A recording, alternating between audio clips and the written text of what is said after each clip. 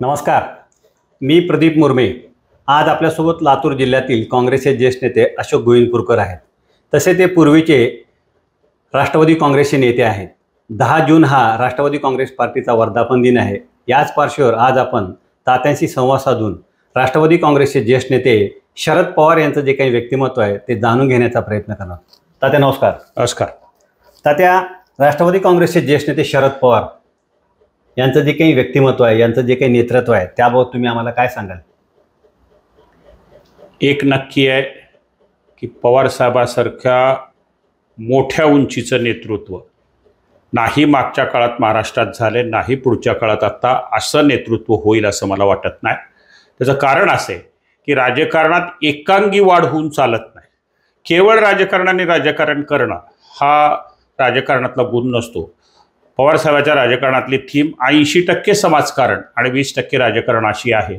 या माणसाला क्रिकेटमधलं कळतं, या माणसाला कुस्तीतलं कळतं, या माणसाला शेतीतलं कळतं, या माणसाला सिनेमातलं कळतं, या माणसाला साहित्यातलं कळतं आणि अशी सर्वांगीण प्रगती असलेला माणूस आत्ता तरी राजकारणात दुसरा कोणीच दिसत नाही. हा एकमेव माणूस आहे की या माणसाच्या उंचीला आणि सगळ्या क्षेत्रात त्यांचा संपर्क आहे. म्हणजे पवारसाहेबाच्या काळातच जेवढे साहित्यिक आणि बाकीची माणसं आमदार खासदार झाली तेवढी इतर कोणाच्या काळात झाली नाहीत. आता तर व्हायची ती शक्यता नाही आहे, मिल्सी वगैरे. त्यामुळं पवारसाहेबाचं हे नेतृत्व खरं तर महाराष्ट्राने जपायला पाहिजे होतं. देशातल्या सगळ्या राज्यातले स्थानिक नेते हे आपापल्या राज्यात मोठे झाले, पण पवारसाहेबांच्या नेतृत्वावर विश्वास ठेवून इथला समाज आणि पक्ष काही साहेबाच्या सोबत फार आला नाही. त्यामुळे साहेबाला देशपातळीवर सुद्धा सेटबॅक बसला.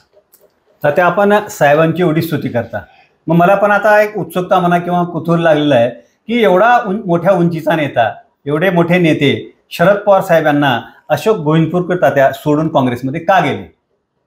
एक साहेबाच्या उंचीचा विषय सांगितलाच. आजही मी साहेबाविषयी नाराज नाही, माझं राष्ट्रवादीवरही नाराजी नाही. मी एक स्थानिकचा कार्यकर्ता आहे. त्याही वेळेला माझा विषय असा होता की मी केवळ शहरापुरता काम करणारा कार्यकर्ता असल्यामुळे शहरात झालेली जी माझी नगरपालिकेच्या निवडणुकीतली अडचण होती त्या अडचणीपोटी मी राष्ट्रवादी काँग्रेस सोडली. खरं तर मी राष्ट्रवादी काँग्रेस सोडताना माझ्यासारख्या लहान कार्यकर्त्याला सुप्रिया सुळे, जयंत पाटील, अजितदादा या सगळ्यांचे मला पक्ष सोडू नये म्हणून फोन झाला. एवढंच नाही तर पवारसाहेबांनी अमित देशमुखांना फोन करून असं सांगितलं होतं की कुठल्याही राष्ट्रवादीच्या कार्यकर्त्याला प्रवेश देऊ नका. पण तरीसुद्धा माझ्या स्थानिक अडचणीने मी गेलो. पवारसाहेबावर आणि राष्ट्रवादीवर त्याही वेळेला प्रेम होतं, आजही प्रेम आहे. वैचारिक बैठक असलेली जागा ही राष्ट्रवादी काँग्रेस शरद पवार पक्षाचं आहे असं माझं मत आहे. तर त्या आताच तुम्ही सांगितल्याप्रमाणे पवारसाहेब देशातील धुरंधर म्हणा, मुरब्बी अशा प्रकारचे नेते आहेत आणि राजकारणातील चाणक्य म्हणून ओळखले जातात.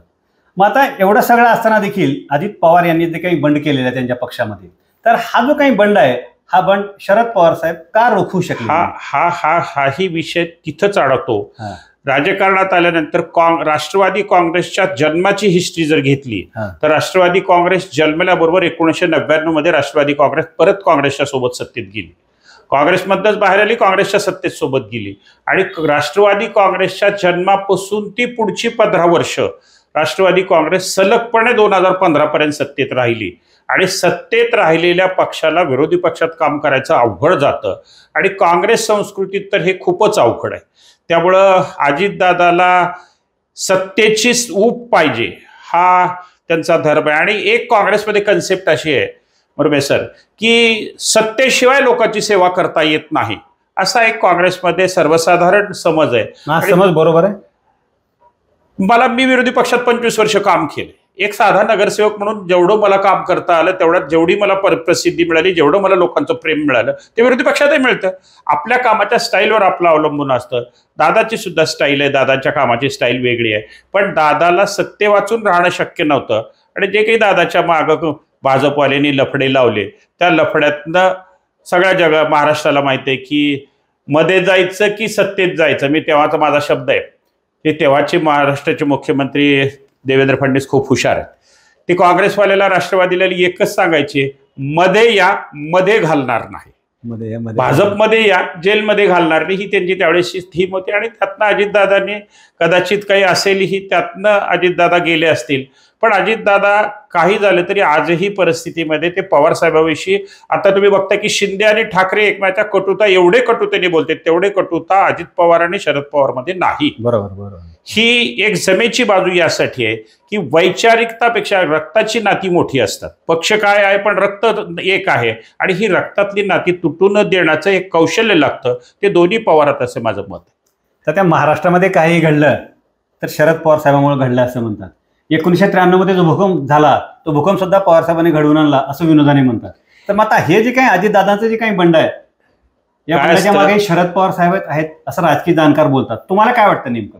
असं नाही होत. साहेबांचं जर त्याच्या मागे साहेब असते, साहेब मुळात पवार साहेबांचं नेतृत्व हे पुरोगामी विचाराने तयार झालेले. SM जोशींनी, म्हणजे त्याचा एक किस्सा जर 2 मिनिटात सांगायचा ठरला तर पुलोचं राज्य होताना बापू काळजाते हे महाराष्ट्राचे मुख्यमंत्री होणार हे जवळपास नक्की झालं होतं.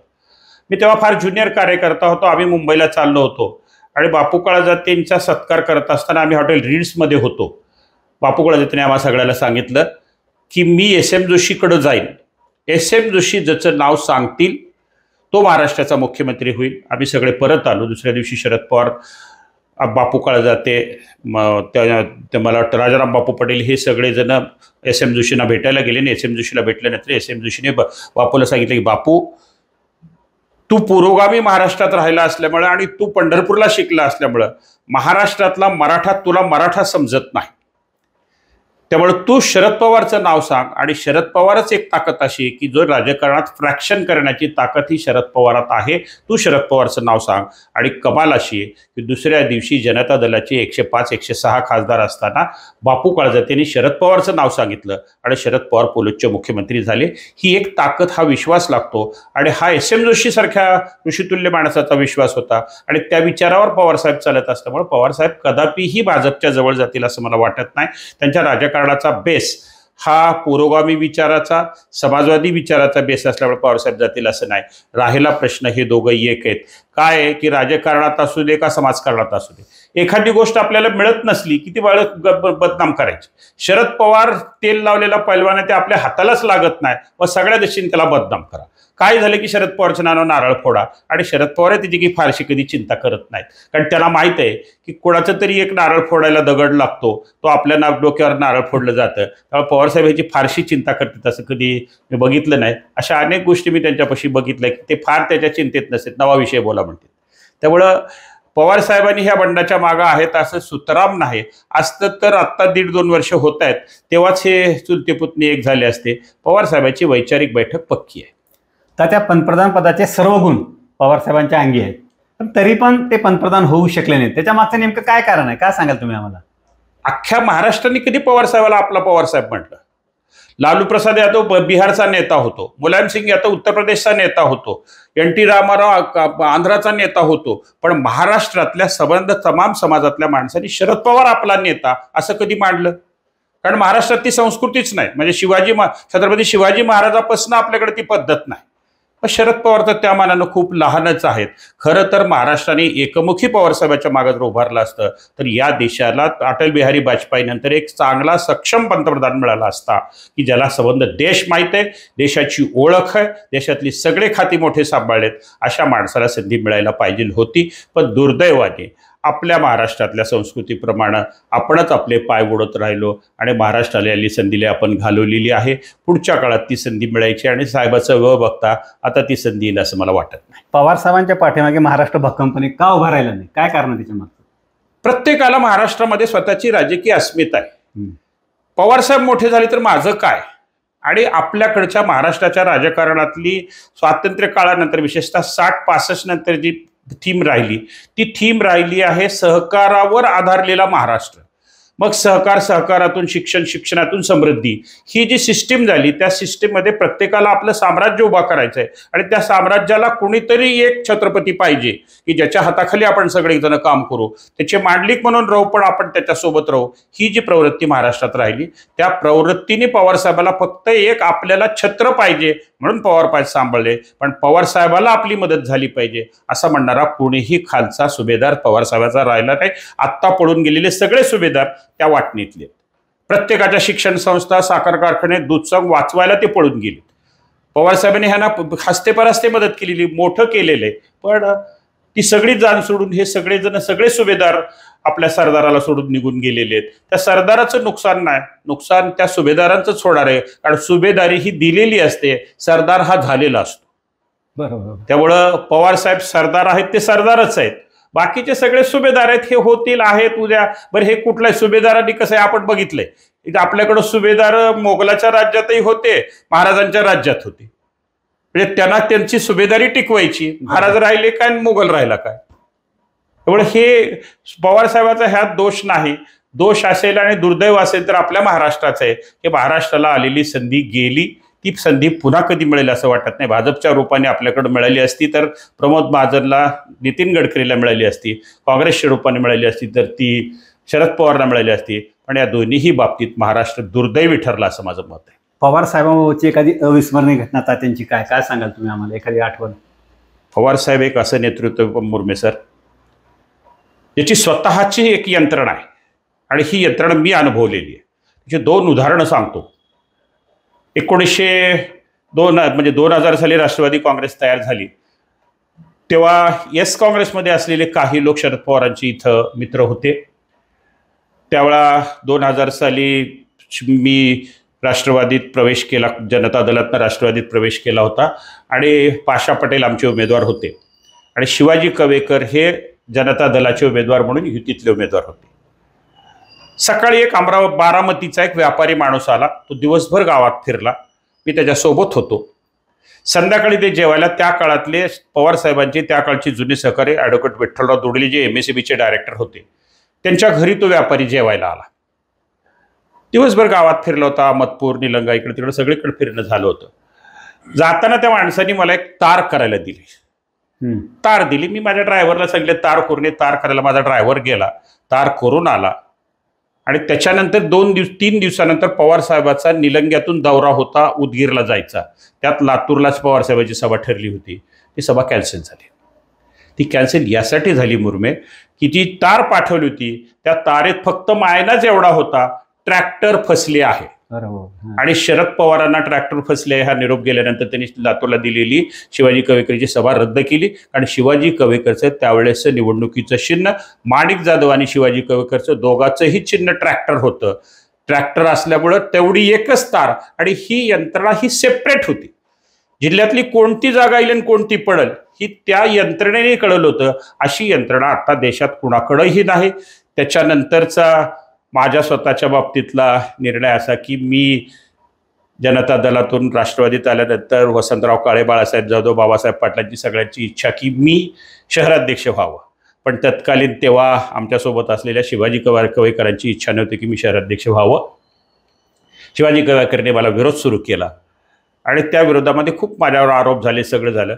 पवारसाहेबांनी येताना वसंतराव काळेला प्रश्न विचारला, हे अशोक गोविंदपूरकर कोण कार्यकर्ता आहे? वसंतरावने माझी ओळख करून सांगितली. ते म्हटले शिवाजी कवेकरशी भांडणं करणं इतका मोठा आहे? ते म्हटले ते समाजवादी कार्यकर्ता आहे आणि ते शिवाजी कवेकरशी भांडणं करते म्हटले. आणि आश्चर्य असं, बबन पाचपुते तेव्हा प्रदेशाध्यक्ष होते. बबन पाचपुते नांदेडला गेले, साहेब इथून लातूर. मी साहेबाचा लातूरात कार्यक्रम केला, खूप मोठा कार्यक्रम, अवघ्या 5 तासात पवारसाहेबाचा कार्यक्रम केला आणि तो कार्यक्रम सक्सेस झाल्यावर पवारसाहेबांनी सांगितलं हा शहराध्यक्ष, हेच गोविंदपूरकर का म्हटले, हे शहराध्यक्षाचे. आणि संध्याकाळी मला बबन पाचपुतेचा फोन आला, अशोक तुला पवारसाहेबांनी शहराध्यक्ष करायला मला सांगितलंय, तू पत्र घ्यायला ये. आणि साहेबांनी स्वतः तुझं नाव सांगितलं. म्हणजे कार्यकर्त्याची एवढी बारीक ओळख ठेवणारा नेता आज पुण्यात पक्षात नाही. आणि साहेब, मी मग बबन पाचपुतेला सांगितलं, दादा पत्र घ्यायला येतो, पण एका अटीवर, माझ्या पत्रावर जर अखिल भारतीय अध्यक्षाची सही असेल तरच मी शहराध्यक्ष होतो, नाही तर नाही. आजही मी माझ्या कपाटात शिल्लक ठेवले. त्यावर पवारसाहेबांनी सही करून सकाळी 7:45 वाजता नांदेडच्या रेस्ट हाऊसवर मला पत्र दिलं होतं. ही कार्यकर्त्याची जाण आहे. म्हणजे एक कार्यक्रम मी करून दाखवला 5 तासात, त्याची ओळख म्हणून मला दिलं. ही कार्यकर्त्याला जाणणारा नेताच करू शकतो आणि हे पवारसाहेबात आहे. सर, आत्ताच तुम्ही सांगितल्याप्रमाणे की पवारसाहेबांचं राजकारण तुम्ही फार जवळून बघितलात, कारण राष्ट्रवादीमध्ये आपण अनेक वर्ष होता. आता सध्या आपण काँग्रेसमध्ये आहात आणि साहजिकच लातूरमध्ये असल्यामुळे विलासरावजी देशमुख यांचं राजकारण पण आपण फार जवळून बघितलं. शरद पवार, विलासरावजी हे आपल्या देशातील म्हणा, महाराष्ट्रातील म्हणा, ज्येष्ठ अशा प्रकारचे नेते आहेत. या दोघांचे राजकारण आपण जवळून बघितलं. तर या दोघांच्या राजकारणाबद्दल तुम्ही आम्हाला काय सांगाल? पवार साहेबाच्या आणि आदरणीय विलासराव देशमुख साहेबांच्या राजकारणातली एक सगळ्यात महत्त्वाची गोष्ट जी रम्या राजकारण्यांनी सगळ्यांनी शिकली पाहिजे, त्यांची नाळ सामान्य माणसाची जुळलेली होती. सामान्य माणसाला काय पाहिजे, त्याच्या मनात काय आहे ही ओळखण्याची ताकद त्यांच्या चेहऱ्यावरनं ह्या दोघांकडे होती. दुर्दैवाने आज महाराष्ट्रातल्या एकाही नेत्याकडे ही ताकद नाही. जे काही फीडबॅक येईल, संघटना सांगेल, बाकीचे सांगतील, पेपरवाले सांगतील, सर्वे येतील, कंपन्या सांगतील, त्यावर निर्णय होतात. पण या दोघांचं तसं नव्हतं. हे दोघं संघटनेच्या सोबत लोकांना काय पाहिजे हे दोघं बघून घेऊन राजकारण करत होते. म्हणून दोघांचं ट्युनिंग ही जमलं आणि दोघांचं यशस्वी राजकारण ही झालं. ह्याचं खरं गमक असं की लोकांची नाळ शरद पवार साहेबांची जेवढी आहे तेवढीच आदरणीय विलासराव देशमुख साहेबांची होती. आणि हेच सगळ्यात मोठं राजकारणातलं गमक असतं की मी किती जमिनीत आहे, मी किती उंच आहे, त्याच्यापेक्षा मी किती खाली लोकात आहे, हे ज्याला कळतं तो राजकारणात यशस्वी होतो. आणि ह्या दोघांचं राजकारण तिथे यशस्वी झालं. आता जाता जाता लातूरचं जे काही स्थानिक राजकारण आहे त्या स्थानिक राजकारणात माझा शेवटचा प्रश्न आहे. भारतीय जनता पार्टीचे जिल्हाध्यक्ष नुकतेच निवड झालेली आहे आणि शहराध्यक्षपदी अजित पाटील कवेकर तर ग्रामीणपदी बसवराज पाटील मुरुमकर यांची निवड झाली आहे. आणि या दोघांची निवड म्हणजे काँग्रेससाठी म्हणा किंवा पर्टिक्युलरली देशमुखासाठी धोक्याची राजकीय घंटा समजली जाते राजकीय जाणकारामधून. तर याकडे काँग्रेस लीडर म्हणून, काँग्रेस नेते म्हणून तुम्ही याकडे कसे पाहता, काय सांगाल, काय प्रतिक्रिया तुमची या निवडीवर? एक सांगतो, आत्ताची ही असलेली ॲडजस्टमेंट ही भारतीय जनता पार्टीने 2029चा एक आणि 2026चा एक MLCचा आणि MLAचा उमेदवार नक्की केला आहे. बसवराज पाटलाला भारतीय जनता पार्टीत घेताना ज्या काही कंडिशन होत्या त्या कंडिशन फुलफिल झाल्या नाहीत. पण बसवराज पाटील हे अति ठामपणे सांगतो की 2026मध्ये होणाऱ्या स्थानिक स्वराज्य संस्थाच्या मराठवाड्यातली जी जागा आहे लातूर, बीड, उस्मानाबादची, त्या जागेचे बसवराज पाटील हे 100% उमेदवार राहतील. आणि 2029च्या विधानसभेचे उमेदवार हे अजित पाटील कवेकर राहतील. राहिला प्रश्न हा काँग्रेसशी धोक्याचा विषय, लातूरातला विषय, लातूरची जनता लातूरवाल्याच्या हातात देते हा विषय 3दा झालाय. पद्मसिंह पाटील सुद्धा जेव्हा 85ला उभारले तेव्हा उस्मानाबादच्या ताब्यात आपण लातूर द्यायचं का हा विषय झाला पडला. दुसऱ्यानंतर आमच्या राष्ट्रवादीत असताना सुद्धा आम्ही सारखं राष्ट्रवादीवाले अजित आपला राणा पाटलाला मोठा करत होतो. राणा पाटील आमचे निरीक्षक होते, तेव्हाही विषय असा चाला की उस्मानाच्या खात्यात आपण राहायचं का. आणि हा जेव्हा जिल्ह्याचा वाद येतो तेव्हा लातूरवाले प्लस राहतात. आत्ताही अमित देशमुख प्लस राहतील, धीरज देशमुख प्लस राहतील. त्याही दोघांनी या निवडणुकीनंतर स्वतःच्या वागण्यामध्ये प्रचंड बदल केलेला आहे. जे आदरणीय विलासराव देशमुख साहेब आणि दिलीपराव देशमुख साहेबांनी 95च्या पराभवानंतर केलं तेच आत्ता झालेलं आहे. राजकारणात एक झटका लागल्यानंतर माणूस सुधारतो आणि त्यात ह्या दोघांनी आत्ता सुधारणा केली. उलट पक्षी भारतीय जनता पार्टीत किरकिऱ्या खूप वाढल्यात. कारण कालच एक बातमी आहे की अर्चना पाटलांनी आमच्या अजित पवारांना, अजित पाटील कवेकरांना घरी बोलून घेऊन त्यांचा अपमान केला. हे राजकारणात होत नसतं. तुम्ही राजकारणामध्ये पेशन्स ठेवावे लागतात. संधी येते तेव्हाच ते करावं लागतं आणि हे आत्ता करता आलेलं नसल्यामुळं भारतीय जनता पार्टीत किरकिऱ्या वाढतील. आणि आत्ता भारतीय जनता पार्टी मूळ कोण म्हणजे भारतीय काँग्रेसला संपायला 60 वर्ष लागली, भारतीय जनता पार्टीला संपायला 15 वर्ष खूप झाली. तुमच्याकडे बसलेल्या शहराध्यक्षापैकी 75% शहराध्यक्ष, तालुकाध्यक्ष, जिल्हाध्यक्ष तर काँग्रेसचेच बसलेत. आता नांदेडचा शहराध्यक्ष कालपर्यंत काँग्रेसचा प्रदेश होता, काँग्रेसचा नगराध्यक्ष होता. लातूरची तीच आहे परिस्थिती, हिंगोलीत तीच परिस्थिती, अनेक ठिकाणी ती परिस्थिती. जे काल गेले जे पदाधिकारी झाले असतील तर पक्षातला मूळ केडरवाला कार्यकर्ता मारला जातो आणि तो एकदा मेला की तो राजकारणात येते, तिची पिढी जाते, तो राजकारणातून बाहेर जातो. भारतीय जनता पार्टीला हा रोग पुढच्या काळात खूप महागात पडेल. काँग्रेसला फारसा फरक पडणार नाही. पण एक नक्की आहे, काँग्रेसला आणि काँग्रेसच्या नेत्या सहकार्यकर्त्याला पुढच्या काळात खूप मेहनत घ्यावी लागेल. ह्या मेहनतीवर आम्ही पुन्हा उभा राहू आणि पुन्हा लातूरचं राजकारण पहिल्यासारखं करू असं आम्हाला खात्री आहे. धन्यवाद. धन्यवाद. तुम्ही आम्हाला वेळ दिलात, आमच्याशी संवाद साधलात त्याबद्दल आपले खूप खूप आभार. धन्यवाद.